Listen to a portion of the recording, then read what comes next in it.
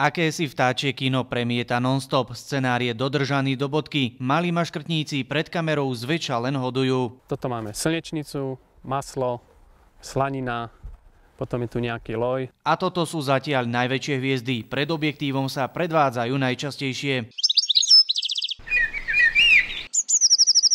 A zdá najvynaliezavejšie sú síkorky, dokonca dokážu prerážať uzávery fliaž s mliekom. Vo Veľkej Británii sa ich pritom podarilo nakrútiť. Tam funguje nejak taký systém, že mlieko dajú pred dvere a jedna sa to naučila a v priebehu, roka už to robili všetky síkorky toho druhu v celom Anglicku. Odtiaľ je aj tento dros. V mestskom parku sa naučil napodobňovať zvuk húkajúcej sanitky.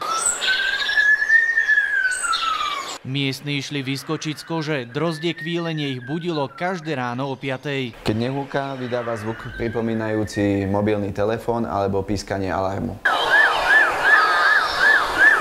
Spevavce z potatier zatiaľ takto nevyvádzajú, no vedia zaujať. Pri počítačoch ich sledujú celé rodiny. Ešte sa to ani poriadne nerozbehlo a už si tento priamy prenos pozrelo cez 20 000 návštevníkov. Pripájajú sa nielen Slováci, ale aj ľudia z Nemecka, Anglicka, dokonca aj z Ruska. Len čo sa táto prírodná show skončí, ochranári namontujú kamery inde. Už na jar s najväčšou pravdepodobnosťou budú takto sledovať orla alebo hniezdo vzácnej sovy.